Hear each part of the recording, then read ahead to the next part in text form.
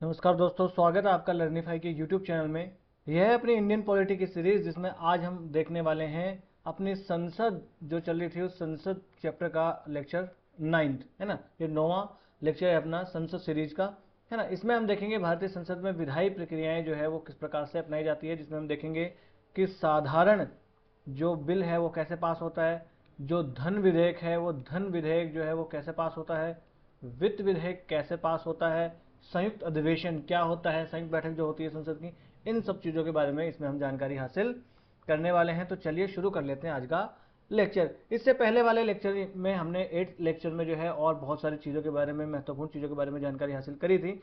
अगर वो आपने लेक्चर नहीं देखा तो आप जाइए और पहले 8 लेक्चर देखिए ताकि कंटिन्यूटी आप फील कर पाएंगे। चलिए, तो भारतीय संसद में विधायी कार्यवाही आज हम देखने वाले हैं। इसमें सबसे पहले हम अगर देखें तो कानून बनाने का जो प्रस्ताव होता है उसे ही क्या कहते हैं, विधेयक। देखना, विधेयक को इंग्लिश में कहते हैं बिल, और बिल से फिर क्या बनता है, एक्ट, है ना। तो ये बिल जो होता है ये है विधेयक। तो कानून बनाने का जो प्रस्ताव होता है वही है विधेयक। और ये अधिनियम, जब ये विधिवत अधिनियमित हो जाता है, यानी संसद के द्वारा जब इसे पारित कर दिया जाता है तो ये क्या बन जाता है, अधिनियम या कानून, यानी कि ये एक्ट बन जाता है। तो याद रखना, विधेयक और अधिनियम दोनों में अंतर होता है। कभी आप विधेयक को अधिनियम और अधिनियम को विधेयक कभी मत लिख दीजिएगा, क्योंकि जो एकदम मेंस में चेक करने वाला जो आपका प्रोफेसर होगा बुढ़ा, उस बुढ़े प्रोफेसर को ये हो सकता है कि छोटी सी चीज़ को पकड़ ले और उसका थोड़ा मूड खराब हो जाए, है ना। तो संसद के जो दोनों सदन है उन दोनों सदनों में, संसद में जो विधायी प्रक्रिया होती है वो एक समान ही होती है। यानी कि जो प्रक्रिया लोकसभा में अपनाई जाती है सेम टू सेम वही प्रक्रिया राज्यसभा में भी अपनाई जाती है। मोर और लेस सेम सी प्रक्रिया इनके बीच में होती है। जो चरण होते हैं वो चरण जो है वो दोनों सदनों में समान ही होते हैं। जितने चरणों में एक विधेयक पास होता है उस विधेयक के चरण जो है वो दोनों सदनों में एक समान ही होते हैं। अब अगर हम देखें तो 3 तरीके के विधेयक जो है वो हो सकते हैं अपने संसद में। एक हो सकता है साधारण विधेयक, एक हो सकता है धन विधेयक, और एक हो सकता है वित्त विधेयक। तो इन तीनों के बारे में एक एक करके हम जान लेते हैं कि इन तीनों की प्रक्रिया क्या क्या होती है। सबसे पहले हम आ जाते हैं साधारण विधेयक पर, कि साधारण विधेयक की क्या प्रक्रिया होती है और साधारण विधेयक कौन कौन से होते हैं। तो अनुच्छेद 107 में कौन सा है, साधारण, और 110 में है धन विधेयक, और 117 में है वित्त विधेयक। तो में से याद रखने का तरीका हो सकता है कि ये इससे आर्टिकल से क्वेश्चन कभी बना दी जाए, पीसीएस वगैरह में बन सकता है। तो याद रखने का तरीका है साधवी, सा ध और वी, साधारण, धन और वित्त विधेयक।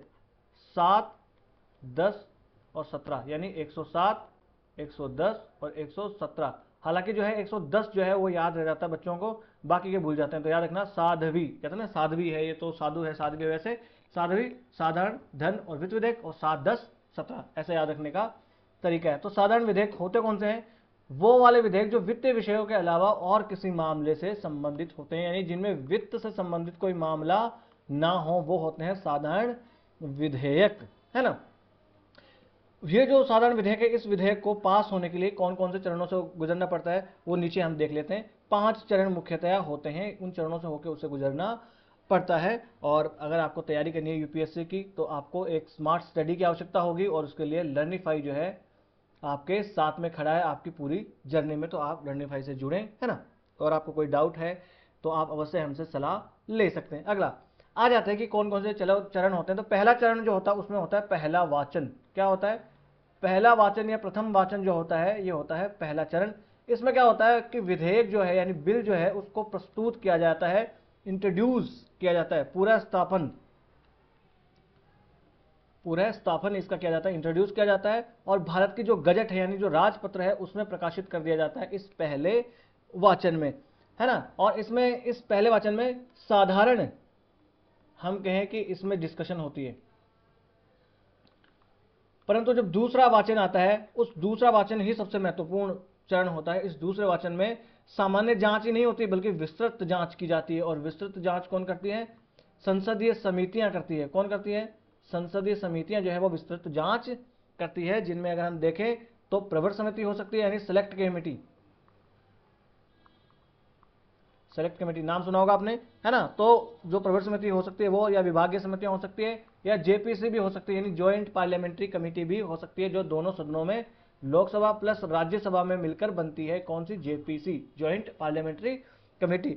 इसी चरण में, इस दूसरे वाचन के चरण में ही जो बिल होते हैं उनको विस्तृत जांच के और चर्चा के लिए इन समितियों के पास में भेजा जाता है, और इसमें प्रत्येक खंड पर अलग से चर्चा की जाती है और मतदान भी इसी चरण में किया जाता है। किसमें? दूसरे वाचन में। अगला जो है तीसरा वाचन जो होता है, इस चरण में क्या किया जाता है? इसमें सिर्फ समग्र रूप से स्वीकार या अस्वीकार किया जाता है, इसमें किसी भी संशोधन की अनुमति नहीं होती। याद रखना, तीसरे चरण जो है, इस तीसरे चरण में संशोधन नहीं किया जा सकता है। संशोधन करना हो इस दूसरे चरण में होगा। यहां पर सिर्फ होगा कि स्वीकार किया गया है या तो अस्वीकार किया गया है, ये दो ही काम इसमें होते हैं, है ना। यहां पर मतदान और पीठासीन अधिकारी द्वारा यहां पर प्रमाणीकरण कर दिया जाता है। पीठासीन अधिकारी अब प्रमाणित कर देता है इसी तीसरे चरण में। अगला चौथा जो हम आ जाते हैं कि चौथा चरण में क्या होगा? अब एक सदन से पास हो गया, मान लीजिए वो लोकसभा से पास हो गया, अब सदन कौन से सदन के पास जाएगा? राज्यसभा के पास जो है वो विधेयक जाएगा। तो राज्यसभा के पास आ गया। इस राज्यसभा में भी वापस तीनों के तीनों वही चरण दोहराए जाएंगे। प्रथम वाचन, द्वितीय वाचन और तृतीय वाचन इसमें सेम का सेम अपनाया जाएगा, और तीनों चरण सेम टू सेम इसमें भी गुजरेंगे। उसके बाद में होता क्या है कि मान लीजिए गतिरोध की स्थिति आ गई। देखिए, अगर राज्यसभा ने भी पास कर दिया तो बिल जो है वो अधिनियम बन ही जाएगा, परंतु अगर गतिरोध की स्थिति आ गई, गतिरोध की स्थिति क्या हुई कि राज्यसभा ने मान लीजिए लोकसभा के पास भेज दिया, और लोकसभा ने माफ कीजिएगा राज्यसभा ने 6 महीने से ज्यादा का समय लगा दिया और उसके ऊपर कोई जवाब नहीं दिया, तो ये किसकी स्थिति हो गई? यह आ जाती है गतिरोध की स्थिति। अब इस गतिरोध की स्थिति को समझाने के लिए क्या करेंगे? राष्ट्रपति बुलाएंगे संयुक्त बैठक, ज्वाइंट सेशन बुलाएंगे। क्या बुलाएंगे? ज्वाइंट सेशन बुलाएंगे अब राष्ट्रपति इस गतिरोध से निपटने के लिए। तो याद रखना, ज्वाइंट सेशन कौन बुलाता है? संयुक्त अधिवेशन कौन बुलाते हैं? तो राष्ट्रपति जी बुलाते हैं। अगला जो पांचवा और अंतिम चरण है, इस पांचवें और अंतिम चरण में राष्ट्रपति से सलाह, माफ कीजिएगा, सहमति ली जाती है। मैंने आपको बताया था जब संसद, मैंने आपको शुरुआत करी थी तो मैंने बताया कि संसद में कौन कौन होते हैं? राष्ट्रपति होते हैं, लोकसभा है प्लस राज्यसभा है। तो इन दोनों से पास होकर बिल जाता है राष्ट्रपति के पास, इसीलिए राष्ट्रपति संसद के हिस्सा है ना। तो राष्ट्रपति के पास आता है। अब राष्ट्रपति चाहे तो उसे सहमति दे सकता है, अगर सहमति दे देगा तो बिल जो है वो क्या बन जाएगा? एक्ट बन जाएगा। और अगर वो सहमति रोक दे तो क्या होगा कि वो बिल जो है वो समाप्त हो जाएगा, अधिनियम बन ही नहीं पाएगा। और राष्ट्रपति और क्या कर सकते हैं? पुनर्विचार के लिए भी लौटा सकते हैं कि भैया इसके ऊपर आप जो है इस वाले मुद्दे पर थोड़ा सा पुनर्विचार कीजिए, ये मुझे थोड़ा सा यहां पर गड़बड़ी लग रही है, ऐसा जो है वो राष्ट्रपति जी कर सकते हैं। अगला, भारतीय संसद में सार्वजनिक और निजी विधेयक जो होते हैं उनके बीच में क्या क्या अंतर है ये देख लेते हैं। तो सार्वजनिक विधेयक क्या होता है? या सरकारी विधेयक, और एक होता है निजी विधेयक, यानी प्राइवेट मेंबर बिल भी इसे कहते हैं। एक होता है सरकारी या सार्वजनिक बिल या विधेयक, दो होते हैं, है ना। प्रस्ताव के बारे में मैं ऑलरेडी पिछले लेक्चर में बता चुका हूं, अब इनके बारे में देख लेते हैं। यहां से क्वेश्चन ऑलरेडी यूपीएससी बना चुके हैं। इन छोटी छोटी चीजों से यूपीएससी जो है प्री में क्वेश्चन बनाएगी, और हम ये बिल्कुल भी अफोर्ड नहीं कर सकते कि हम ज्योग्राफी प्लस पॉलिटी इनके क्वेश्चन गलत करें, क्योंकि ये दो ही सब्जेक्ट ऐसे हैं जो आपको धोखा नहीं देंगे। बाकी इकोनॉमिक्स हो गया और जितने भी सब्जेक्ट हैं, साइंस एंड टेक है, हिस्ट्री है, ये सब आपको धोखा दे सकते हैं। यही आपका स्कोर करवाएंगे, यही आपको पास करवाएंगे। और ज्योग्राफी में तो पिछले साल मेरी सीरीज से 99.9% ऐसे क्वेश्चन थे जो सॉल्व हो सकते थे। यकीन नहीं आ रहा तो मैंने एक वीडियो भी इसके ऊपर सबूत के साथ डाल दिया है, वो आप देख लीजिएगा, है ना। तो वो हिंदी माध्यम वाले बच्चों के लिए था वो सीरीज पूरी। अब मैं इंग्लिश माध्यम वाले बच्चों के लिए भी जल्दी ही सीरीज ज्योग्राफी की शुरू करने वाला हूँ बहुत डिटेल में। और पॉलिटी की सीरीज जो है अपनी है वो प्रीलिम से पहले खत्म हो जाएगी, और मैं आपको बताऊंगा जैसे ही यूपीएससी 2025 का पेपर होगा उसके बाद में मैं आपको सबूत विद एविडेंस में आपको दिखाऊंगा कि देखना मेरी सीरीज से यहां से क्वेश्चन बना था, और मैंने जोर देके ये क्वेश्चन यहां पर आपको बताया था कि यहां से आप पढ़ लेना, है ना। चलिए, तो सार्वजनिक विधेयक और निजी विधेयक में क्या क्या अंतर है ये हम देख लेते हैं। सार्वजनिक विधेयक जो है वो किसके द्वारा पेश किया जाएगा? एक मंत्री के द्वारा पेश किया जाएगा। किसके द्वारा? एक मंत्री के द्वारा। मैंने बताया था एक मंत्री ही है जो सरकारी होता है, चाहे वो अगर किसी और के द्वारा, चाहे वो रूलिंग पार्टी का कोई और मेंबर हो, अगर वो उसे प्रस्तुत करता है तो फिर वो एक प्राइवेट मेंबर बिल ही होता है। एग्जाम्पल देके भी मैंने बताया था। और निजी विधेयक जो है वो मंत्री के अलावा कोई भी संसद का सदस्य, चाहे वो रूलिंग पार्टी का ही हो या ऑपोजिशन का हो, किसी भी पार्टी का हो, वो अगर जो मंत्री नहीं है वो उसे पेश करेगा तो वो प्राइवेट मेंबर बिल ही होगा। जो सरकारी विधेयक होता है वो सत्तारूढ़ पार्टी की नीतियों को प्रतिबिंबित करता है कि हाँ, क्योंकि मंत्री जो होगा ऑब्वियसली बात है कि सत्तारूढ़ पार्टी रूलिंग पार्टी का ही होगा, तो ये उसकी नीतियों को प्रतिबिंबित करता है। जबकि ये जो प्राइवेट मेंबर बिल है ये किसी सार्वजनिक मामले पर विपक्षी दल के रुख को दर्शाता है। होता क्या है कि नॉर्मली जो विपक्षी दल के सांसद होते हैं वही ये वाला बिल लेकर आते हैं। नॉर्मली, हमेशा ऐसा हो ये जरूरी नहीं है, क्योंकि जो रूलिंग पार्टी का है वो तो फिर सरकार के थ्रू ही ले आएगा ना, बात ऐसा होता है, ये तर्क इसके पीछे दिया जाता है ना। चलिए फिर क्या होता है, फिर अगर हम आगे आ जाएं तो हम देखते हैं कि ये जो प्राइवेट मेंबर बिल है, सरकारी जो बिल होता है, इसमें संसद द्वारा अनुमोदित होने की अधिक संभावना होती है, कि जो सरकारी विधेयक है उसकी संभावना ज़्यादा होती है कि वो बिल से एक्ट बन जाए। क्यों? क्योंकि सरकार का बहुमत तो होता ही है लोकसभा में, और मोर और लेस राज्यसभा में भी बहुमत होता है, तो वो पास करवा लेती है ठीक से। पर अगर किसी प्राइवेट मेंबर के द्वारा वो अगर बिल इंट्रोड्यूस किया गया है तो उसकी संभावना बहुत कम हो जाती है, क्योंकि जाहिर सी बात है कि सत्ता पक्ष वाले उसका विरोध करेंगे, नॉर्मली उसका विरोध करते हैं, इसलिए उसकी बहुत कम संभावना हो जाती है। और कोई विपक्ष में है तो उसके पास इतनी संख्या बल है ही नहीं कि वो पास करवा पाए, क्योंकि अगर संख्या बल होता तो फिर वो सत्ता में ही होता, विपक्ष में क्यों बैठता है ना। अगला जो सरकारी विधेयक होता है उसे सदन में प्रस्तुत करने से पहले कम से कम 7 दिन का नोटिस दिया जाना जरूरी है, मिनिमम 7 दिन का नोटिस। परंतु जो निजी विधेयक होता है उस निजी विधेयक को देने के लिए कम से कम 1 महीने का नोटिस दिया जाना चाहिए। कितने? 1 महीने का। तो ध्यान रखना 1 महीने का, ज्यादा टाइम चाहिए अगर कोई निजी बिल को पेश करना है तो। अगला, अगर कोई सरकारी विधेयक है तो उसका मसौदा कौन तैयार करता है? संबंधित विभाग करता है। मान लीजिए कि शिक्षा विभाग से संबंधित कोई बिल है तो फिर उसकी मसौदा कौन करेगा? शिक्षा विभाग जो है वो इसका मसौदा तैयार करेगा। मान लीजिए कि हम ये देखें कि आर्मी से रिलेटेड कोई चीज़ है तो फिर उसका करेगा डिफेंस मिनिस्ट्री जो है वो, रक्षा मंत्रालय उसका वो करेगा। कोई गृह मंत्रालय से रिलेटेड है तो फिर उसका संबंधित विभाग उसका देखेगा, है ना। परंतु कोई निजी विधेयक है तो उस निजी विधेयक का पूरा मसौदा तैयार करने की जिम्मेदारी किसके पास है? उस सदस्य की ही है। मान लीजिए कि वो सदस्य किसी विपक्षी पार्टी से है तो फिर उसे खुद को ही वो पूरा तैयार करना पड़ेगा, है ना।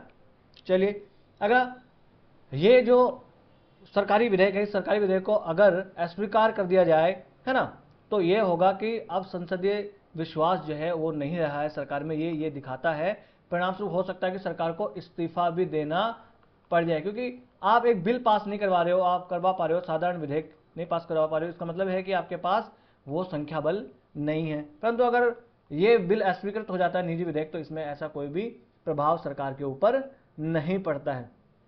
चलिए, अब तक क्या कोई निजी विधेयक जो है वो हमारे यहाँ लाए गए? तो बिल्कुल लाए गए। यूपीएससी ने यहाँ से एक बार स्टेटमेंट बना दिया था कि अब तक एक भी निजी विधेयक नहीं लाया गया है, या ये वाला जो लाया गया है ये पहला था, ऐसा कोई स्टेटमेंट था। जब ये खत्म हो जाएगा चैप्टर तो मैं आपको ये इसके पीवाईक्यूज भी कराऊंगा। तो अब तक 14 निजी विधेयक लाए जा चुके हैं, जिनमें से 5 तो अधिनियम भी, माफ कीजिएगा, हाँ 5 राज्यसभा में पेश किए गए और कानून भी बन चुके हैं। 14 में से 5 तो कानून भी बन चुके हैं, यानी एक्ट भी बन चुके हैं, याद रखना। तो कई कहे कि निजी विधेयक अब तक, यूपीएससी ऐसे ही एक्सट्रीम स्टेटमेंट इस्तेमाल करेगी कि अब तक एक भी विधेयक, निजी विधेयक संसद में प्रस्तुत नहीं किया गया या एक भी निजी विधेयक से कोई कानून नहीं बना, तो बिल्कुल गलत बात है। याद रखना कि निजी विधेयक जो है वो संविधान संशोधन के लिए लाया जा सकता है, परंतु धन विधेयक के लिए नहीं लाया जा सकता। कंफ्यूज हो गए आप यहाँ कि एक निजी विधेयक के माध्यम से या कोई प्राइवेट मेंबर जो है उसके माध्यम से क्या संविधान संशोधन किया जा सकता है? तो बिल्कुल संविधान संशोधन के लिए लाया जा सकता है। होगा नहीं होगा आगे की बात है, क्योंकि 2/3 बहुमत चाहिए होगा, तो लाया जा सकता है, हो ना हो आगे की बात है। परंतु धन विधेयक के लिए तो कोई निजी विधेयक लाया ही नहीं जा सकता।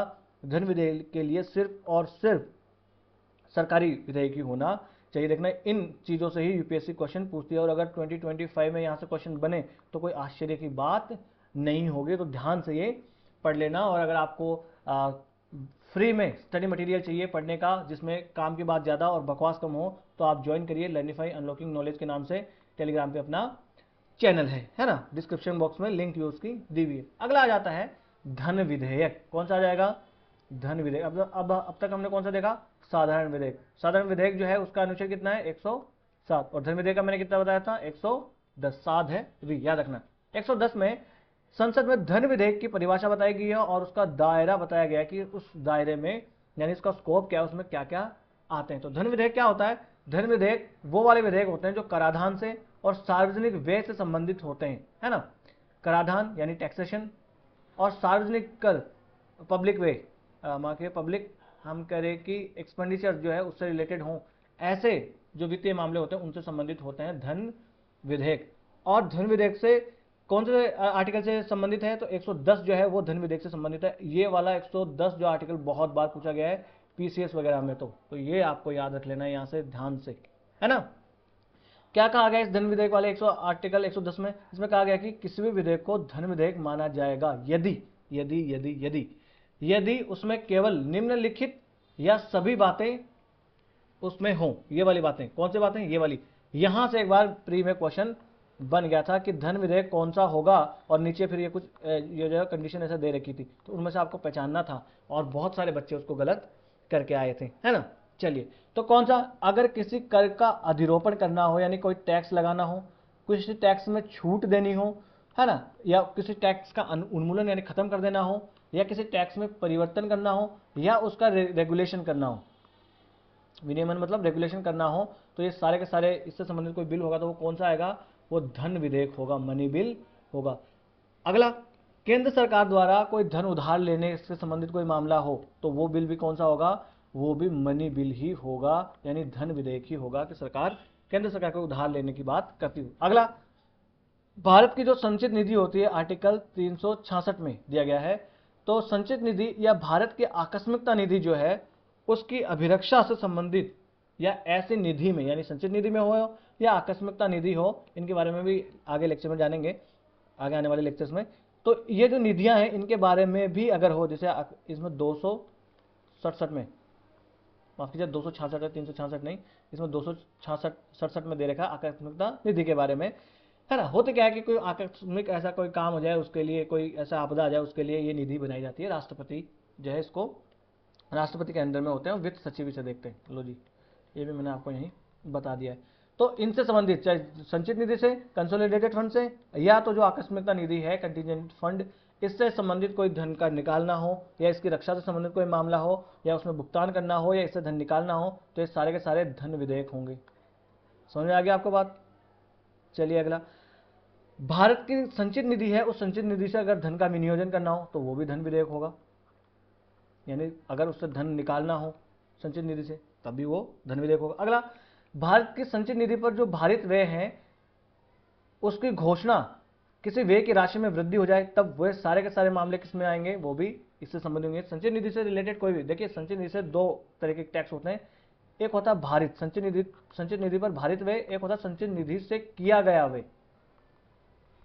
दोनों में अंतर होता है, पहले हम बहुत कंफ्यूज होते थे इसमें। भारित व्यय का मतलब हो गया वो वाले व्यय, यानी वो वाले एक्सपेंडिचर जिन पे संसद में मतदान नहीं होगा, कोई मतदान नहीं होगा, वो दिए जाने ही हैं, है ना। जबकि किए गए व्यय पर यहां पर मतदान हो सकता है, ये वाली बात होती है, इनमें अंतर होता है। या अगला, भारत के संचित निधि या भारत के लोक लेखा जो होता है, आर्टिकल 266A में लोक लेखा है, इसमें से अगर धन की प्राप्ति या ऐसे धन की अभिरक्षा या फिर उसका निर्गम करना या निकालना हो, या संघ या राज्य के लेखाओं की कोई लेखा परीक्षा है, इससे रिलेटेड जो भी विधेयक होंगे वो सारे के सारे किसके उसमें आएंगे?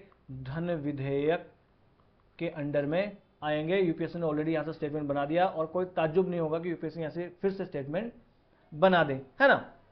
हालांकि कुछ ऐसे क्राइटेरियाज भी हैं, अगर उनके आधार वो क्राइटेरियाज हों तो सिर्फ उनके आधार पर किसी विधेयक को धन विधेयक नहीं कहा जा सकता। जैसे ये भी याद रखना, ये भी आपको मोस्ट इंपॉर्टेंट है, मैं आपको बता दूं, ये भी याद रखना कि अगर किसी में जुर्माना या सिर्फ आर्थिक दंड लगाने की बात हो तो ऐसा विधेयक जो है वो धन विधेयक की श्रेणी में नहीं आएगा, सिर्फ ये ऊपर वाले हैं वही आएंगे। अगला, कोई लाइसेंस लेना हो, उसके लिए कोई शुल्क यानी कोई फीस लगाने की कोई बात हो, है ना, या कोई सर्विसेज सरकार दे रही है उसके लिए कोई फीस लगाने की बात हो, तो इस फीस के लिए, फीस जो है इसके लिए टैक्स हो तो अलग बात है, मगर फीस जो है इसके लिए अगर कोई विधेयक लाया जा रहा है तो वो धन विधेयक नहीं होगा। अगला, कोई स्थानीय प्रोविजन है, यानी लोकल गवर्नमेंट वगैरह है, या लोकल सेल्फ और जो ऑटोनोमस ऑर्गेनाइजेशन वगैरह होते हैं, या कोई जो लोकल बॉडी होती है उसके द्वारा कोई टैक्स लगाया जा रहा हो, पंचायती राज वगैरह संस्थाएं हैं वो, या उस टैक्स में कोई उन्मूलन, छूट, परिवर्तन या विनियोजन किया जा रहा हो तो उससे रिलेटेड को भी धन विधेयक नहीं माना जाएगा। सिर्फ किससे, केंद्र सरकार वाला जो है उससे ही धन विधेयक माना जाएगा, याद रखना, है ना। और आपके पास सिर्फ जज्बा होना जरूरी नहीं है, एक स्मार्ट स्टडी की एक स्ट्रेटेजी आपके पास होनी चाहिए, तभी आप यूपीएससी के हर सवाल का सही जवाब दे पाओगे। और इसके लिए आपको लर्निफाई का साथ चाहिए, और लर्निफाई आपके साथ है, हर सिचुएशन में आपके साथ है, सुख में दुख में हर टाइम आपके साथ है। तो आप जुड़े रहिए लर्निफाई के साथ। अगला, इसकी फीचर्स क्या है, मनी बिल जो होती है उसके फीचर्स क्या क्या है, इसके बारे में हम देख लेते हैं। देखना, इसके फीचर्स पहली है, अगर किसी भी विधेयक के ऊपर ये सवाल प्रश्न चिन्ह लग जाए कि ये धन विधेयक है या नहीं है, तो किसकी बात है जो मानी जाएगी कि हाँ जी ये धन विधेयक है या नहीं है, किसकी बात मानी जाएगी बताओ। लोकसभा के अध्यक्ष जो होते हैं ना, स्पीकर, यानी कि ओम बिरला जी। अभी ओम बिरला जी किसी धन विधेयक को, ये किसी विधेयक को कह दे कि ये धन विधेयक है, तो फिर वो धन विधेयक है। फिर आप सुप्रीम कोर्ट में भी नहीं जा सकते, कहीं पर भी नहीं जा सकते ये कहने की जी ये गलत कह दिया, ये तो वो बिल है। उन्होंने कह दिया धन विधेयक है तो धन विधेयक है, चाहे वो कोई धन विधेयक हो ही नहीं हो, चाहे वो उसमें धन विधेयक वाली कोई बात हो ही नहीं हो, है ना। ऐसे निर्णयों पर किसी भी न्यायालय में नहीं जा सकता, संसद, यहां तक कि राष्ट्रपति के समक्ष भी सवाल नहीं उठाया जा सकता कि हाँ जी इस विधेयक पर ऐसी बात हुई है, क्योंकि यह अधिकार जो है, एकमात्र अधिकार ये सिर्फ और सिर्फ लोकसभा अध्यक्ष को है, वो डिसाइड करने का कि कोई बिल धन विधेयक है या नहीं है। अगला, जब भी धन विधेयक राज्यसभा को भेजा जाता है और राष्ट्रपति के समक्ष स्वीकृति के लिए वापस आता है, तो अध्यक्ष उसे धन विधेयक के रूप में अनुमोदित कर देते हैं कि हाँ ये जी धन विधेयक है। कौन, लोकसभा अध्यक्ष, जो स्पीकर होते हैं वही ऐसा कर सकते हैं। अगला, धन विधेयक जब भी प्रस्तुत किया जाएगा तो वो सिर्फ और सिर्फ लोकसभा में ही प्रस्तुत किया जाएगा, याद रखना। ऐसे छोटे छोटे स्टेटमेंट जो है ना, यहीं से क्वेश्चन बनता है। धन विधेयक सिर्फ और सिर्फ लोकसभा में प्रस्तुत किया जा सकता है, वहां वह आपको देगा पूरा है स्थापित, और इंग्लिश में आएगा इंट्रोड्यूस। आप प्रस्थापित क्या होता है इसमें फंस जाओगे, प्रस्थापित का मतलब होता है इंट्रोड्यूस करना।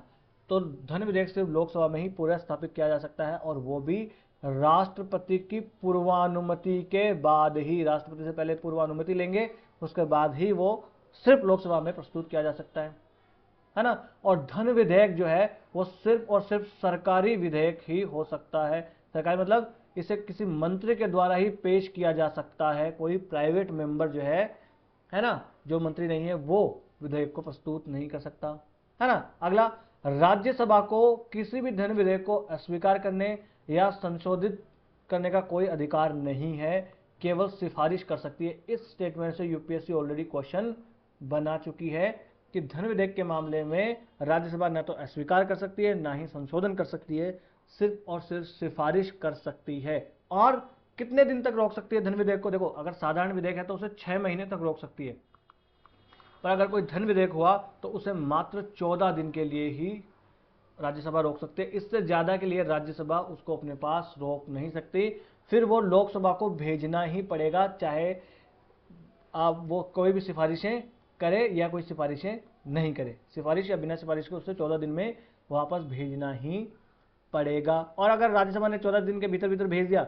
तो लोकसभा के पास पूरा अधिकार है कि वो उनकी राज्यसभा की सिफारिश को या तो मान ले या तो उसे अस्वीकार भी कर सकती है, पूर्ण तरीके से नकार सकती हो, और फिर भी विधेयक जो है वो पास हुआ माना जाएगा। मान लीजिए राज्यसभा 14 दिनों के भीतर जो है वो वापस नहीं लौटाती है, राज्यसभा ने सोच लेगी जी हम तो 14 दिन के भीतर भीतर वापस नहीं लौटाएंगे विधेयक को, तो क्या होगा, विधेयक मूल रूप से पारित मान लिया जाएगा दोनों सदनों से। देखिए लोकसभा ने तो पहले ही पारित कर दिया और राज्यसभा ने अभी वापस दिया नहीं, तो अब 14 दिन हो गए और 14 दिन में वापस दिया नहीं, तो अब बिल जो है वो मूल रूप से पारित मान लिया जाएगा, जैसा लोकसभा ने भेजा था वैसा ही पारित मान लिया जाएगा। ये होता है मूल रूप से होने का मतलब। अगला, जब भी इस धन विधेयक को बाद में देखा, लोकसभा जो है यहां से परमिशन मिल गई, राज्यसभा के पास भेजा, राज्यसभा ने मान लीजिए कि 14 दिन के भीतर या तो अपनी स्वीकृति बताई दिए, नहीं तो फिर 14 दिनों में अपने आप पारित मान लिया जाता है। अब ये बिल जाएगा किसके पास, राष्ट्रपति के पास में, और बिल हमेशा लोकसभा से ही आएगा, याद रखना, इधर से ऐसा मत बना देना,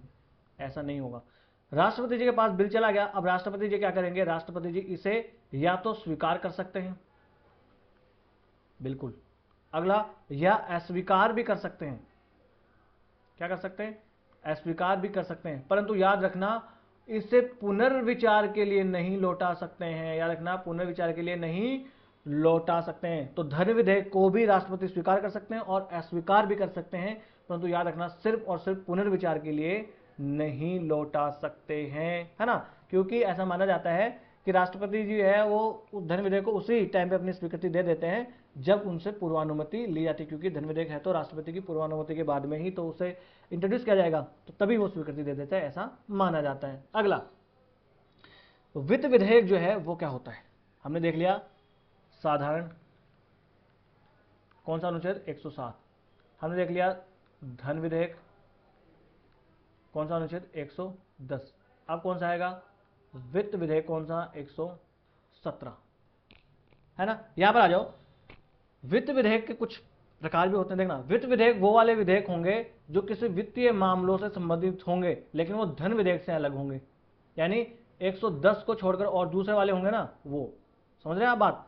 अब यहां पर एक ये स्टेटमेंट जो है ना, ये इंपॉर्टेंट है, सभी जो धन विधेयक हैं वो वित्त विधेयक होते हैं, परंतु सभी वित्त विधेयक धन विधेयक नहीं होते। यानी जितने भी 110 वाले आर्टिकल वाले विधेयक है ना, ये सारे के सारे धन वित्त विधेयक में आते हैं। वित्त विधेयक बड़ी चीज है, उस वित्त विधेयक के अंदर धन विधेयक आएगा ही आएगा। जैसा हम वेन डायग्राम बनाते हैं ऐसे, तो वित्त विधेयक हो गया, है ना, और एक हो गया धन विधेयक। इस धन विधेयक जो है वो पूरा वित्त विधेयक के अंदर में आता है, माफ किया, धन विधेयक पूरा वित्त विधेयक के अंदर आता है। जितने भी प्रकार के धन विधेयक सारे वित्त विधेयक हैं, मगर सारे वित्त विधेयक धन विधेयक नहीं होते हैं। सिर्फ और सिर्फ आर्टिकल 110 में जो विधेयक वित्त विधेयक दिए गए हैं वही धन विधेयक होते हैं। ये लाइन आपको याद रख लेनी है। एक बार अगर आप कंफ्यूज हो रहे हो, पहली बार पढ़ रहे हैं, तो एक बार फिर से इस वीडियो को सुनना, तो आप जो है क्लियर हो जाएगा आपका, है ना। केवल वे ही वित्त विधेयक धन विधेयक में आते हैं, धन विधेयक कहलाएंगे, जो सिर्फ और सिर्फ अनुच्छेद 110 में शामिल होते हैं। इस प्रकार से अगर देखा जाए तो वित्त विधेयक जो है वो 3 प्रकार के हो सकते हैं। कितने प्रकार के? 3 प्रकार के। पहला कौन सा? Money bill. जो धन विधेयक है ना, वो धन विधेयक भी एक तरीके का वित्त विधेयक होता है, जो आर्टिकल 110 में दिया गया, जो हमने ऊपर पढ़ लिया। दूसरा वित्त विधेयक हो सकता है अनुच्छेद 117 के प्रावधान 1 के अनुसार, और तीसरे तरीके का वित्त विधेयक हो सकता है अनुच्छेद 117 के प्रावधान 3 के अनुसार। एक एक करके इनकी भी बारे में जानकारी हासिल कर लेते हैं। और फिर से मैं आपको याद दिला दूं कि अगर आपको फ्री स्टडी मटेरियल चाहिए तो आप जाइए लर्निफाई अनलॉकिंग नॉलेज के नाम से टेलीग्राम पे अपना चैनल है। ये पीडीएफ भी जब पूरा ये अपने पॉलिटी सीरीज खत्म हो जाएगी तो मैं आपको ये पीडीएफ भी प्रोवाइड वहाँ पर करवा दूंगा, और बहुत ही जल्द अगले 1 हफ्ते के अंदर अंदर मोस्ट प्रोबेबली मैं आपको आर्ट एंड कल्चर के पूरे नोट्स आपको प्रोवाइड वहाँ पर करवा दूंगा पीडीएफ फॉर्म में। साथ ही साथ उसमें पीवाईक्यूज पूरे होंगे, प्रीलिम्स के और मेंस में सारे के सारे हर टॉपिक के बाद में पीवाईक्यूज भी होंगे, और वीडियोस में तो मैं आपको वो सॉल्व भी करवाऊंगा। चलिए आ जाते हैं वित्त विधेयक मामले में, जो 117 अनुच्छेद में दिए गए उनमें। ये वाले वित्त विधेयक जो है अनुच्छेद 110 में उल्लेखित कोई भी या सभी विषय या सामान्य विधान के अन्य विषय भी इसमें शामिल हो सकते हैं। और ये वाले वित्त विधेयक जो है 117 एक वाले विधेयक जो हैं ये धन विधेयक के समान होते हैं। कौन कौन से मामलों में? देखा, 2 मामलों में ये धन विधेयक के समान होते हैं। कौन सा? पहला तो ये सिर्फ और सिर्फ लोकसभा में पेश किया जाएगा, राज्यसभा में नहीं। तो धन विधेयक भी सिर्फ लोकसभा में पेश होता है। वैसे ही ये 117 एक वाले धन विधेयक, ये वित्त विधेयक है, ये भी सिर्फ लोकसभा में पेश होंगे। अगला, इन्हें भी राष्ट्रपति की पूर्वानुमति के बाद ही जो है वो पेश किया जा सकता है लोकसभा में। ये 2 मामलों में ये धन विधेयक जैसे होते हैं। बाकी अब इसके आगे की जितनी भी प्रोसीजर होगी वो सारा प्रोसीजर जो है वो साधारण विधेयक के जैसा ही होता है ना। अगला देखना, किसी कर में कटौती या उन्मूलन का प्रावधान करने वाले वित्त विधेयक जो भी है, यानी किसी कर में कटौती करनी हो या किसी कर को खत्म ही करना हो, इससे संबंधित जो भी वित्त विधेयक होते हैं उनमें संशोधन प्रस्तुत करने के लिए राष्ट्रपति की सिफारिश की आवश्यकता नहीं होती है, याद रखना, है ना। अगला मैंने बता दिया 2 मामलों में, एक तो लोकसभा में पेश होगा और दूसरा राष्ट्रपति की पूर्वानुमति के बाद ही पेश होगा। ये 2 मामलों को छोड़कर ये जो 117 एक वाला ये जो विधेयक वित्त विधेयक है, बाकी सब मामलों में साधारण विधेयक के जैसा ही होता है। कैसे? इसे राज्यसभा स्वीकार भी कर सकती है, इसमें संशोधन राज्यसभा कर सकती है ना, ठीक है। सिवाय कर में कमी या उन्मूलन के अलावा बाकी काम जो है वो राज्यसभा यहां पर कर सकती है। अगला, अगर असहमति हो जाए तो गतिरोध को दूर करने के लिए संयुक्त बैठक भी बुलाई जा सकती है। मैंने बताया धन विधेयक के मामले में संयुक्त बैठक नहीं बुलाई जा सकती, ना ही संविधान संशोधन विधेयक के मामले में बुलाई जा सकती है। परंतु ये जो 117(1) वाला जो विधेयक है, वित्त विधेयक, इसके मामले में यहाँ पर संयुक्त बैठक बुलाई जा सकती है। तो यूपीएससी ने एक बार यहाँ पर भी पूछ लिया था कि संयुक्त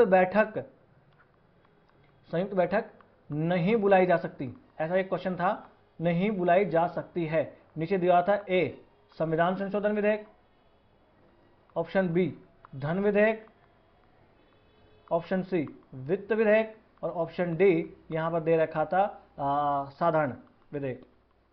तो क्या ऑप्शन होगा? संविधान संशोधन और धन विधेयक के मामले में जो है वो संयुक्त बैठक नहीं बुलाई जा सकती, बाकी वित्त विधेयक और साधारण विधेयक के मामले में संयुक्त बैठक बुलाई जा सकती है। और अगर अब ये विधेयक राष्ट्रपति के पास चला जाए तो सेम जैसा साधारण विधेयक के मामले में राष्ट्रपति पेश आते हैं, वैसा इसके मामले में पेश आ सकते हैं। वो स्वीकृति दे सकते हैं, स्वीकृति रोक सकते हैं और तो और पुनर्विचार के लिए भी लौटा सकते हैं। और मैं आपको फिर याद दिला दूं, अपनी जो सुपर सीरीज चल रही है, ये सुपर सीरीज ही है जो मैं चला रहा हूं। तो ये जो यूपीएससी 2025 के लिए जो सुपर सीरीज है, इसमें आपको सटीक थीम मिलेगी और सही रणनीति मिलेगी और ऑल इंडिया रैंक की गारंटी आपको यहीं लर्निफाई की इसी सुपर सीरीज से मिल जाएगी। अगर आप फॉलो कर रहे होते हैं तो मैं गारंटी लेता हूं आपको यूपीएससी पास करवाने की। चलिए, वित्त विधेयक दूसरा जो है वो कैसा होता है? तो वित्त विधेयक 2 जो है वो भारत की संचित निधि से व्यय से संबंधित प्रावधानों से संबंधित होते हैं, लेकिन इसमें अनुच्छेद 110 में जो भी प्रावधान है वैसे एक भी प्रावधान इसमें शामिल नहीं होते हैं। तो याद रखना, ये स्टेटमेंट दे देगी यूपीएससी के वित्त विधेयक जो 2 होता है वो भारत की संचित निधि से व्यय से संबंधित इसमें प्रावधान होते हैं, पर वो वाले प्रावधान नहीं होते जो 110 में। भाई ऑलरेडी जो 110 में हो तो फिर तो 110 वाले में ही किया जाएगा, है ना। अब इस विधेयक को एकदम साधारण विधेयक के जैसे ही ट्रीट किया जाता है, जैसे इसे किसी भी सदन में प्रस्तुत किया जा सकता है। जरूरी नहीं कि इसे सिर्फ और सिर्फ लोकसभा में प्रस्तुत किया जाएगा, समझ रहे? और इसमें यह भी जरूरी नहीं है कि राष्ट्रपति की पूर्वानुमति ली जाए। तो एकदम साधारण विधेयक के जैसे ही इसको ट्रीट यहां पर किया जाता है ना। और इस विधेयक की सिर्फ और सिर्फ एकमात्र विशेषता है यह है कि संसद के किसी भी सदन द्वारा तब तक पारित नहीं किया, देखना, पेश किया जा सकता है राष्ट्रपति की बिना पूर्वानुमति के। सिर्फ और सिर्फ पारित नहीं किया जा सकता है जब तक कि राष्ट्रपति ऐसा ना कह दे। यानी कि पारित यानी पास करवाने के लिए राष्ट्रपति की अनुमति यहां पर चाहिए, पेश करने के लिए नहीं, ये याद रखना। बाकी मामलों में सारा ये साधारण जो विधेयक होता है वैसे ही इसको ट्रीट किया जाता है। किसी भी सदन में प्रस्तुत किया जा सकता है, राष्ट्रपति की सिफारिश इसके लिए आवश्यक नहीं है ना। सिर्फ और सिर्फ विचार विमर्श वाला जो मुद्दा आता है, मामला आता है, उसी चरण में सिर्फ इसकी राष्ट्रपति की सिफारिश की आवश्यकता होती है। और सदन के किसी भी सदन द्वारा इसे अस्वीकृत किया जा सकता है और संशोधित भी किया जा सकता है। राष्ट्रपति दोनों सदनों की अगर असहमति हो जाए तो गतिरोध को दूर करने के लिए यहाँ पर संयुक्त बैठक भी बुला सकते हैं। और जब राष्ट्रपति विधेयक के समक्ष प्रस्तुत किया जाए, जब राष्ट्रपति के सामने विधेयक प्रस्तुत किया जाएगा तो राष्ट्रपति इसे स्वीकृति भी दे देंगे, इसे अस्वीकृत भी कर सकते हैं या इसे पुनर्विचार के लिए भी लौटा सकते हैं। तो देखना, वित्त विधेयक चाहे कैसा भी हो उसको पुनर्विचार के लिए लौटाया जा सकता है। वित्त विधेयक चाहे कैसा भी हो, संयुक्त बैठक बुलाई जा सकती है। तो ऐसा ही स्टेटमेंट बनाया था यूपीएससी ने, है ना। चलिए, अब यहां पर देखिए, ऊपर आते हैं एक बार वापस हम। यहां पर ये जो अंतर एक बार दे रखा है, धन विधेयक और साधारण विधेयक और धन विधेयक में अंतर दे रखा है, तो एक टेबल फॉर्म में जो है हम आसानी से यहां पर समझ सकते हैं। अगर ऊपर आप थोड़ा सा कंफ्यूज कर गए हो तो यहां देख लेते हैं। तो साधारण विधेयक है, इसे लोकसभा या राज्यसभा दोनों में से किसी में भी पेश किया जा सकता है, चाहे वो लोकसभा हो या राज्यसभा हो। पर जो ये धन विधेयक है, इसे सिर्फ और सिर्फ लोकसभा में ही पेश किया जा सकता है। अगला, साधारण विधेयक को कोई निजी सदस्य भी पेश कर सकता है या कोई मंत्री भी पेश कर सकता है, परंतु धन विधेयक को सिर्फ और सिर्फ मंत्री ही पेश कर सकता है, यानी कि ये सिर्फ और सिर्फ सरकारी विधेयक ही हो सकता है। याद रखनी है ये वाली बात। अगला, साधारण विधेयक को पास करने या पेश करने के लिए प्रेसिडेंट की पूर्वानुमति यानी राष्ट्रपति की पूर्वानुमति जो है वो उसकी जरूरी नहीं है। प्रायर जो कंसेंट होती है राष्ट्रपति की, उसकी कोई आवश्यकता नहीं है। पर धन विधेयक को पेश करने के लिए राष्ट्रपति की पूर्वानुमति की आवश्यकता होती है। अगला, राज्यसभा जो है वो संशोधित कर सकती है, अस्वीकार कर सकती है साधारण विधेयक को, परंतु इसे संशोधित या अस्वीकार नहीं कर सकती धन विधेयक को। राज्यसभा सिर्फ सिफारिश कर सकती है, पर वो सिफारिश लागू हो या ना लागू हो ये लोकसभा के ऊपर निर्भर करता है। अगला, कोई साधारण विधेयक है तो राज्यसभा उसे 6 महीने तक रोक सकती है, परंतु अगर कोई धन विधेयक है तो लोकसभा उसे सिर्फ और सिर्फ 14 डेज तक ही रोक सकती है। यहां से क्वेश्चन बना देगी यूपीएससी। अगला, राज्यसभा में प्रेषित करने के लिए यदि लोकसभा से कोई धन विधेयक आया हो तो अध्यक्ष के प्रमाणीकरण की कोई आवश्यकता नहीं होती है कि जो है वो लोकसभा का अध्यक्ष प्रमाणित करे इसको, साधारण विधेयक को। पर अगर धन विधेयक है तो अध्यक्ष के प्रमाणीकरण की आवश्यकता होती है, क्योंकि धन विधेयक को अध्यक्ष तो प्रमाणित करते हैं। अगला, अगर दोनों सदनों से स्वीकृत हो गया, यानी लोकसभा से प्लस राज्यसभा से स्वीकृत हो गया, तो अब बिल कहां जाएगा? प्रेसिडेंट के पास जाएगा। प्रेसिडेंट क्या कर सकते हैं? साधारण विधेयक को अस्वीकार कर सकते हैं, स्वीकार कर सकते हैं और पुनर्विचार के लिए लौटा सकते हैं। परंतु याद रखना, यहां पर राष्ट्रपति क्या कर सकते हैं? प्रेसिडेंट क्या करेंगे?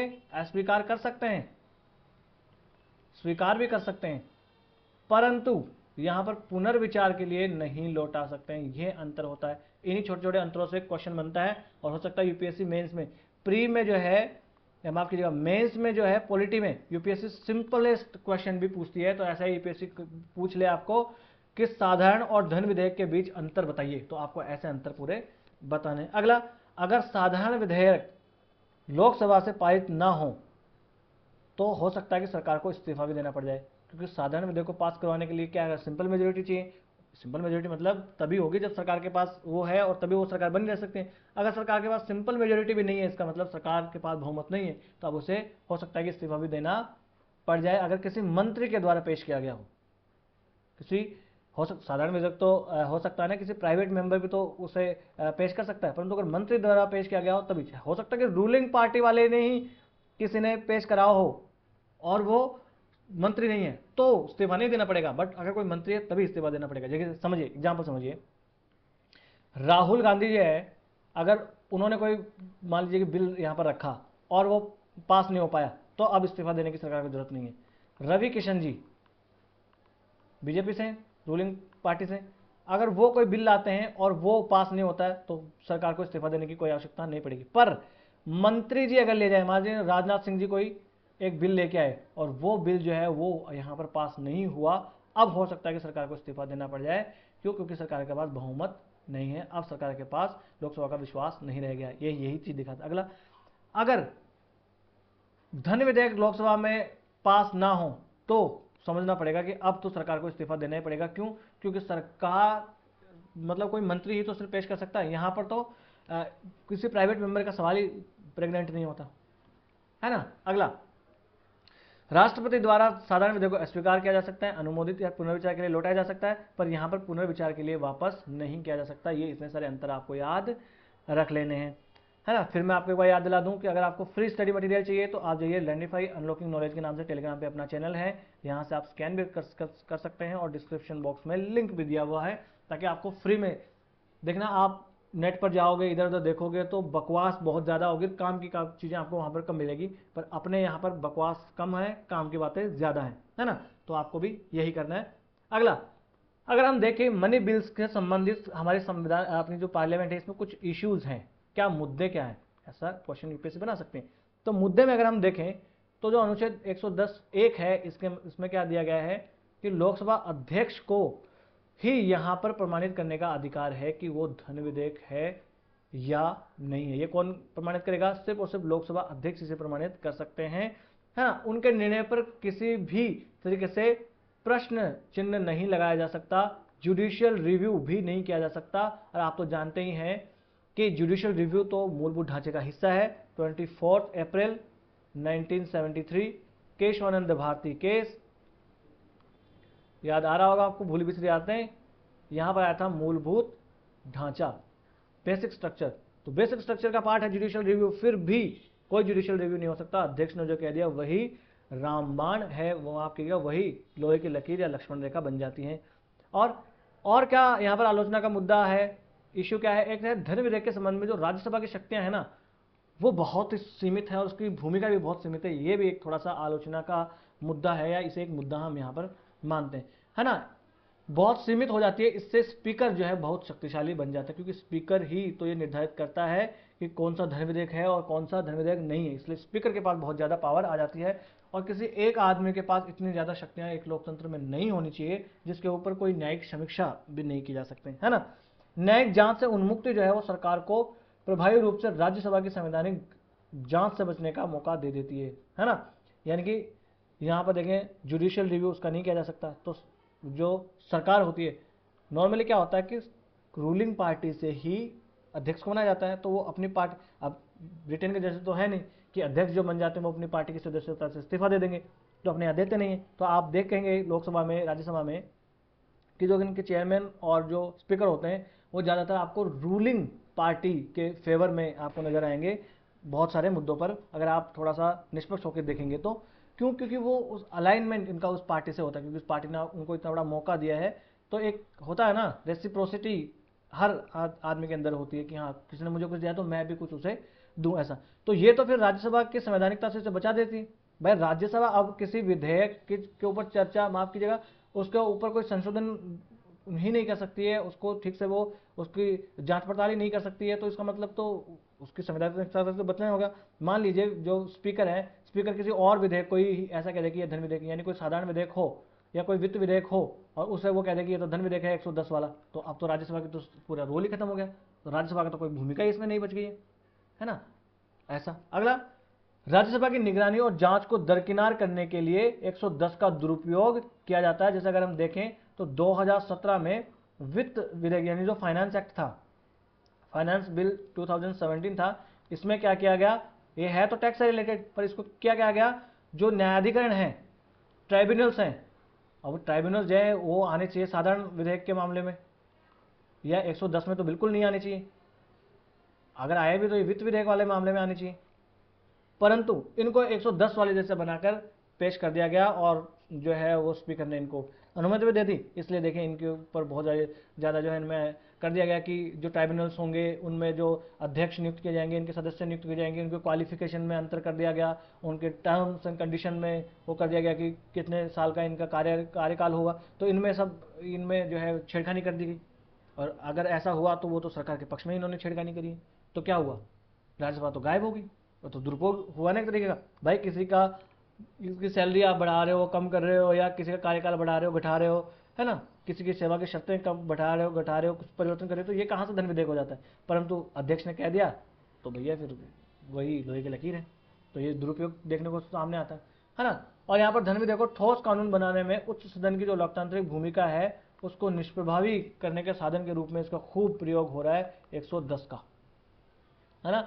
अंबेडकर जी ने यहाँ पर संविधान सभा में इसकी परिकल्पना की थी कि अगर अध्यक्ष जो है वो ऐसा करेंगे तो आगे का रास्ता क्या हो सकता है। आगे का रास्ता हो सकता है कि भाई धन विधेयक जो है वो अध्यक्ष निर्णय के अनुसार, उसको मान लीजिए कि अध्यक्ष को ये अधिकार दे दिया कि वो धन विधेयक है, परंतु सुप्रीम कोर्ट के पास अंतिम अधिकार तो जुडिशियल रिव्यू का होना चाहिए, और वैसे भी जुडिशियल रिव्यू तो आप जानते हैं कि बेसिक स्ट्रक्चर का पार्ट है।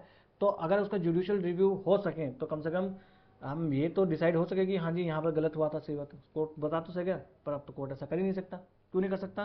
क्योंकि हमारे यहाँ है विधि द्वारा स्थापित प्रक्रिया। अगला, लोकसभा राज्यसभा की सभी या किसी भी सिफारिश को अस्वीकार या स्वीकार कर सकती है यहाँ पर, अगर ऐसा ही जब चलता है तो। अगला, लोकसभा द्वारा स्वीकार किए जाने की स्थिति में अस्वीकार, मान लीजिए लोकसभा ने राज्यसभा के पास बिल भेजा और राज्यसभा में उसने चेंज कर दिया, मान लीजिए कि वो धन विधेयक की हो और उसमें कुछ सिफारिशें बताई कि ये करो, और लोकसभा ने उसे अस्वीकार कर दिया, तो फिर उस अस्वीकार करने के पीछे कारण जो है वो संसद में बताए जाने चाहिए, ताकि एक जवाबदेहिता है कि कैसे मतलब अपनी मन की मर्जी से अस्वीकार ना कर दें, कुछ ठोस कारण उसके पीछे होने चाहिए। अगला, ब्रिटिश मॉडल है, उसके अकॉर्डिंग क्या करना चाहिए, जो अध्यक्ष बना जाए वो कोई गैर पार्टी सदस्य ही बनना चाहिए, यानी कि अगर कोई अध्यक्ष बन गया तो फिर उसे अपनी पार्टी से इस्तीफा दे देना चाहिए, ताकि उसे कोई राजनीतिक लाभ जो है उसकी संभावना खत्म हो जाए कि ये कोई जो है वो पक्षपात करेगा, ये संभावना थोड़ी सी खत्म हो जाएगी। अगला, ये जो प्रस्तावित विधेयक है वो धन विधेयक के दायरे में आता है कि नहीं आता है, इसके लिए सिर्फ और सिर्फ स्पीकर ही के ऊपर क्यों डिपेंड हुआ जाए, यानी अध्यक्ष के ऊपर ही क्यों डिपेंड हुआ जाए। कोई ऐसी एक कमेटी ही बना दी जाए, है ना, ताकि वो कमेटी ही जो है वो डिसाइड करे और उसमें सभी दलों के सदस्य हों। तो ऐसे कोई एक समिति ही बना दी जाए जो ये निर्धारित करे, ना कि सिर्फ अकेले किसी अध्यक्ष को दे दिया जाए, तो फिर दुरुपयोग के मामले थोड़े कम यहाँ पर हो सकते हैं। अगला यहाँ पर आ जाता है फिर यूपीएससी के लिए आपको ऑनलाइन कोचिंग लेनी है तो आप जो है वो हमसे संपर्क कर सकते हैं, आप अपने टेलीग्राम चैनल पर भी संपर्क कर सकते हैं, है ना। अगला, भारतीय संसद में और व्हाट्सएप नंबर दिए हैं, वहाँ पर भी आप यहाँ पर संपर्क कर सकते हैं, आपको पर्सनल मेंटरशिप भी हम देंगे। अगला, भारतीय संसद में कोई संयुक्त अधिवेशन चल रहा हो और संयुक्त अधिवेशन की चर्चा कौन से अनुच्छेद में है? अनुच्छेद 108 में संयुक्त अधिवेशन की चर्चा की गई है। तो पहले तो अनुच्छेद याद रखना कौन से अनुच्छेद में है। 108 अनुच्छेद में संयुक्त अधिवेशन की या संयुक्त बैठक की बात की गई है ना। तो ये क्या होता है, गतिरोध जब आ जाता है, उस गतिरोध को खत्म करने के लिए यहां पर लाए जाते हैं संयुक्त अधिवेशन। क्या लाया जाता है? संयुक्त अधिवेशन। गतिरोध कब कब हो सकता है, कौन कौन सी परिस्थितियों में गतिरोध हो सकता है? तो गतिरोध हो सकता है कि एक सदन ने पारित कर दिया और दूसरे सदन को भेज दिया। हम मान के चलते हैं कि लोकसभा ने पारित किया और वो राज्यसभा के पास भेज दिया। अब राज्यसभा जो है इसे अस्वीकार कर दे कि नहीं जी ये बिल तो हमें चाहिए ही नहीं, तब गतिरोध की स्थिति उत्पन्न हो जाएगी। अगला, राज्यसभा ने मान लीजिए उसे संशोधनों के पास लोकसभा के पास भेजा संशोधन करके, और लोकसभा ने बोला कि हम ये संशोधन नहीं मानेंगे, तब गतिरोध की स्थिति उत्पन्न हो जाएगी। अगला, दूसरा सदन जो को भेज दिया गया और इसको साधारण विधेयक का मामला है तो 6 महीने का उसका टाइम है, उस 6 महीने के अंदर अंदर वो वापस भेजे ही नहीं, 6 महीने का समय बीत गया तो भी गतिरोध की स्थिति उत्पन्न हो जाएगी। तो ये 3 कंडीशन हो सकते हैं जहां पर गतिरोध की स्थिति उत्पन्न हो जाएगी। या तो दूसरा सदन अस्वीकार कर दे, या दूसरा सदन जो है वो संशोधन दे और पहला सदन उसे स्वीकार कर दे, या तो हो सकता है कि 6 महीने तक कोई वहां पर रिप्लाई ना दे, 6 महीने तक बैठ जाए, ऊपर बैठ के रोक ले, तब भी ऐसा हो सकता है गतिरोध की स्थिति। अब गतिरोध की स्थिति को समाप्त तो करना होगा। अगर ऐसे ही गतिरोध चलता रहा तो फिर कानून कैसे बनेंगे? कानून नहीं बनेगा तो देश का शासन कैसे चलेगा? इसलिए फिर आएंगे राष्ट्रपति जी यहाँ पर, और राष्ट्रपति जी क्या करेंगे? राष्ट्रपति जी बुलाएंगे संयुक्त अधिवेशन अनुच्छेद 108 में कि भैया आ जाओ, दोनों सदन बैठेंगे एक जगह।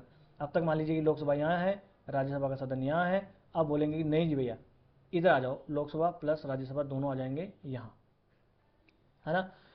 यहाँ पर 6 माह की जो गणना है कि भाई 6 माह की जो गणना की जाती है कि 6 माह तक वापस नहीं लौटा है, तो अगर 4 दिन से ज़्यादा की छुट्टी अगर किसी सदन की चल रही हो तो फिर उसे 6 माह की गणना में नहीं माना जाएगा। ये थोड़ा सा याद रख लेगा। हालांकि यहाँ से क्वेश्चन ना के बराबर बनने के चांसेस है, फिर भी खुदा ना खास्ता आप एक बार देख लीजिएगा। अगला, ये याद रखना, ये संयुक्त बैठक सिर्फ और सिर्फ, यह स्टार मार्क लगा लेना इसको, 3 स्टार। संयुक्त बैठक सिर्फ और सिर्फ साधारण मामले में और वित्त विधेयक के मामले में ही लाई जा सकते हैं। तो याद रखना, संविधान संशोधन विधेयक, ऑलरेडी यहां पर यूपीएससी क्वेश्चन पूछे, संविधान संशोधन विधेयक पर नहीं लाया जाएगा, धन विधेयक पर नहीं लाया जा सकता है, कोई संयुक्त बैठक का प्रावधान नहीं है। आप हमारे इस नंबर पर हमसे संपर्क भी कर सकते हैं, सिर्फ और सिर्फ आप व्हाट्सएप कीजिएगा।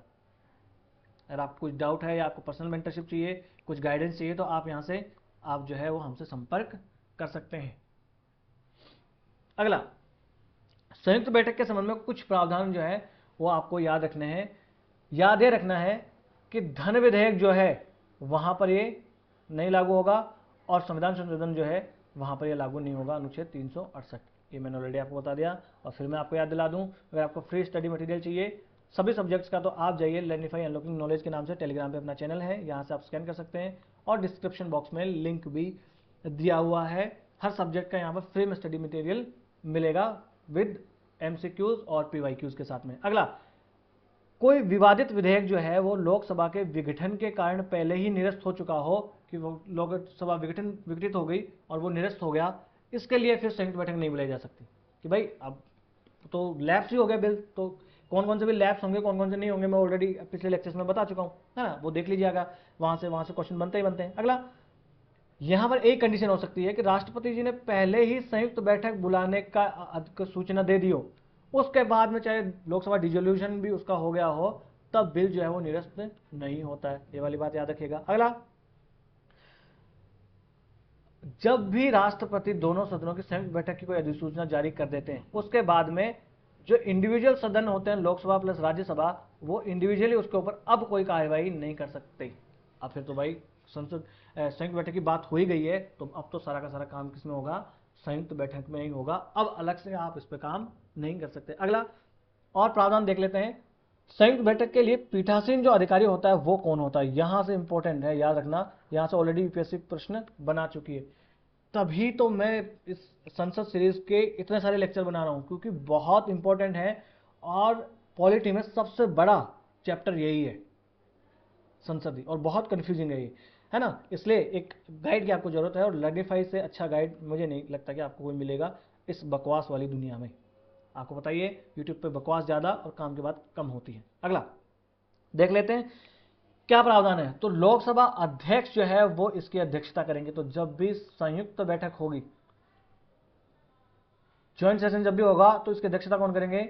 लोकसभा के जो अध्यक्ष हैं यानी स्पीकर करेंगे। अगला, स्पीकर अगर अनुपस्थित हैं तो कौन? उपाध्यक्ष यानी डेप्यूटी स्पीकर। उपसभापति है ना, इसको काट लीजिएगा, यहां पर उपाध्यक्ष कर लीजिएगा। डेप्यूटी स्पीकर, मान लीजिए कि लोकसभा के डिप्टी स्पीकर भी नहीं है, तो अब कौन करेगा? राज्यसभा के कौन कौन कौन कौन? उपसभापति, ना कि सभापति। सभापति क्यों नहीं करेंगे? क्योंकि सभापति किसी भी सदन के सदस्य होते ही नहीं है, तो फिर वो कैसे कर सकते, है ना, याद रखना। और मान लीजिए कि ये उपसभापति भी नहीं है, फिर उस संयुक्त बैठक में से उस व्यक्ति को चुना जाएगा, सदन जो है वो संयुक्त बैठक में से चुना जाएगा किसी एक व्यक्ति को, वही फिर उसकी अध्यक्षता करेगा। और इस संयुक्त बैठक के लिए गणपूर्ति क्या होगी? कोरम क्या होगा? कोरम होगा कुल सदस्य संख्या जितनी भी है संयुक्त बैठक में, उसका 10वां हिस्सा होगा। तो लोकसभा प्लस राज्यसभा दोनों की सदस्य संख्या बता देंगे, जोड़ लेंगे, और उसके बाद में यानी 552 प्लस 250 सदस्य को जोड़ देंगे, जितने भी सदस्य होंगे ये सदस्यता संख्या होगी टोटल। इसका 10% होना चाहिए था, तो कितनी हो गई? 2, 5 से 5 10, 1, 5 2 7 1 802। तो लगभग 80 सदस्य होने चाहिए। हाँ, अगला हम आ जाते हैं, संयुक्त बैठक लोकसभा के प्रक्रिया के नियमों के अनुसार शासित होगी, ना कि राज्यसभा की। यहां से ऑलरेडी स्टेटमेंट बन चुका है। जो संयुक्त बैठक होती है वो किसके अनुसार चलेगी? वो लोकसभा की प्रक्रिया के अनुसार चलती है, ना कि राज्यसभा की प्रक्रिया के अनुसार संयुक्त बैठक का जो है वो संचालन होता है। और संयुक्त बैठक हो गई, तो अब इसमें बहुमत कैसा चाहिए होगा? तो संयुक्त बैठक में बहुमत होगा साधारण बहुमत, यानी लोकसभा प्लस राज्यसभा की जो भी सदस्य संख्या है उसका साधारण बहुमत, यानी 800 के लगभग।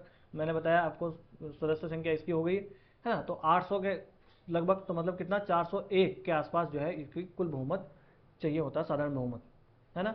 और लोकसभा जो है इसके पास सदस्य संख्या ज़्यादा है भाई, लोकसभा के पास है 545 के आसपास, और राज्यसभा के पास है 250 के आसपास। तो ज़्यादा किसके पास है? लोकसभा के पास। तो इस मामले में लोकसभा जो है जीत जाती है ऐसे मामलों में, है ना। अगला, लोग जो संयुक्त बैठक होती है, इस संयुक्त बैठक में कोई भी विधेयक लाया जा रहा है, उसमें नए संशोधन नहीं किया जा सकते, है ना। इसमें सिर्फ पारित ही किया जाता है, कोई नया संशोधन यहां पर नहीं किया जा सकता है।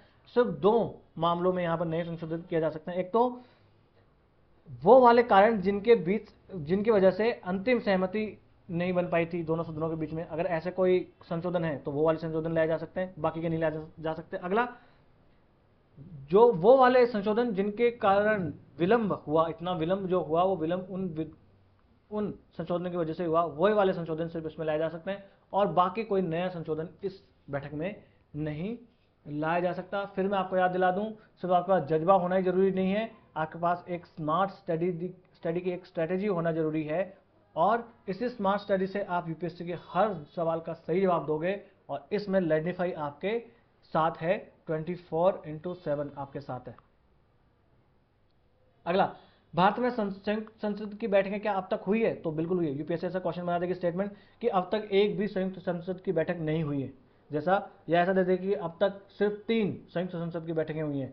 जैसे इस बार यूपीएससी ने बना दिया था 2024 में कि परिसीमन आयोग अब तक सिर्फ 4 बार आयोजित किया गया, तो ऐसा इसमें भी क्वेश्चन बन सकता है। तो कौन सा? दहेज निषेध विधेयक लाया गया था 1961 में, तब क्योंकि जो भी प्रस्तावित संशोधन थे लोकसभा उनसे असहमत थी। तब एक 1978 में लाया गया था banking services commission reform bill, Rajya Sabha ने इसे रिजेक्ट कर दिया था, इसलिए ये लाया गया था। 2 और एक तीसरी कंडीशन एकमात्र तब लाया गया था जब आतंकवाद निरोधक विधेयक लाया गया था 2002 में। तो अब तक सिर्फ और सिर्फ 3 केसेस ऐसे हैं जब संयुक्त बैठक बुलाई गई है, और अब तक कोई संयुक्त बैठक नहीं बुलाई गई, सिर्फ 3 बुलाई गई है।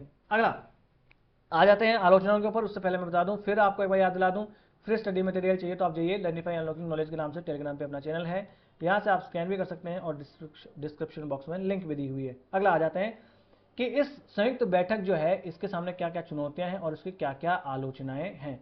तो एक तो ये है इसकी आलोचना कि भारी बहुमत होने की वजह से यहाँ पर जब भी संयुक्त बैठक बुलाई जाती है तो लोकसभा यहाँ पर आसानी से जीत जाती है, क्योंकि लोकसभा के पास सदस्य संख्या ज़्यादा है और राज्यसभा की स्थिति यहाँ पर कमजोर पड़ जाती है। और अगली बात, लोकसभा जब भी संयुक्त बैठक की अध्यक्षता होती है तो इसे हमेशा कौन करते हैं, लोकसभा के अध्यक्ष की अध्यक्षता करते हैं, और ये लोकसभा के नियमों के अनुसार ही चलती हैं, तो फिर यहाँ पर राज्यसभा की स्थिति कमजोर पड़ जाती है। तो संयुक्त बैठक के मामले में हमेशा पलड़ा लोकसभा के पक्ष में ही भारी होता है। अगला, संयुक्त बैठक में साधारण बहुमत की आवश्यकता होती है, और साधारण बहुमत से आसानी से पारित करवा लिया जाएगा, क्योंकि लोकसभा के पास सदस्य संख्या ज़्यादा है। तो फिर देखना लोकसभा के पक्ष में पलड़ा ज़्यादा भारी हो गया। और याद रखना, अब तक 70 वर्षों के इतिहास में, भारत की आज़ादी के बाद में केवल 3 संयुक्त बैठकें ही बुलाई गई है। इसका मतलब यह है कि राज्यसभा जो है वो अपना काम ठीक से नहीं कर रही है, क्योंकि अगर राज्यसभा ठीक से काम करती तो ऐसे तो मामले नहीं हो सकते कि जिनके ऊपर संशोधनों की आवश्यकता नहीं पड़ी हो और राज्यसभा ने उसके ऊपर अपनी वो कुंडली मार के नहीं बैठ जाए कि भाई जो चीज़ गलत है राज्यसभा उसको स्वीकार करे ही नहीं, तभी तो ये और गतिरोध की स्थिति उत्पन्न होगी। अब राज्यसभा मान ही ले रही है तो क्या गतिरोध की स्थिति उत्पन्न होगी? इसका मतलब राज्यसभा अभी अप्रभावी है। जो जल्दबाजी में और गलत तरीके से कानून बनाए जाते हैं ना, आजकल तो ये हो रहा है कि 2.5 घंटे में 2 घंटे में संविधान संशोधन विधेयक पारित करवा दिए जा रहे हैं दोनों सदनों से। ऐसा तो नहीं होना चाहिए। फिर मैं एक बार आपको याद दिला दूं कि सिर्फ जज्बा होना ही जरूरी नहीं है यूपीएससी के लिए, एक स्मार्ट स्टडी की स्ट्रैटेजी आपके पास होनी चाहिए, और ये आपको सिर्फ और सिर्फ कहाँ मिलेगी, लर्निफाई के साथ जुड़ने से ही आपको ये स्मार्ट स्टडी मिल सकती है। अगला, समाधान क्या हो सकते हैं भैया? इसके समाधान ये हो सकते हैं कि जो भी संयुक्त बैठक की कार्रवाई उसमें राज्यसभा की भूमिका को भी थोड़ा मजबूत किया जाए, है ना। अगला यह है कि राज्यसभा को संशोधन सदन के रूप में अधिक प्रभावी ढंग से उसको बनाया जाना चाहिए कि हाँ वो भी कुछ संशोधन तो कर ही सके। अगला, संयुक्त बैठक में साधारण बहुमत के बजाय यहां पर कोई विशेष बहुमत जो है वो लाया जाना चाहिए, ताकि फिर राज्यसभा की भूमिका भी यहां पर महत्वपूर्ण हो।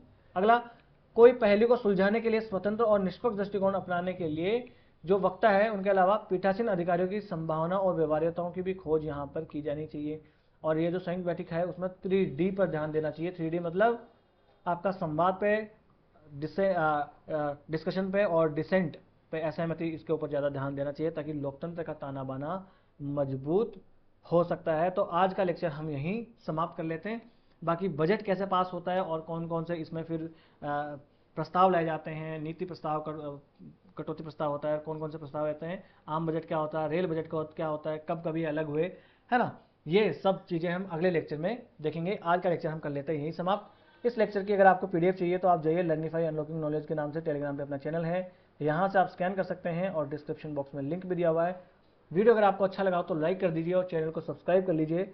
और भी आपका कोई भाई बंधु मित्र सगा दोस्त हो तो आप अवश्य चैनल को रिकमेंड करें।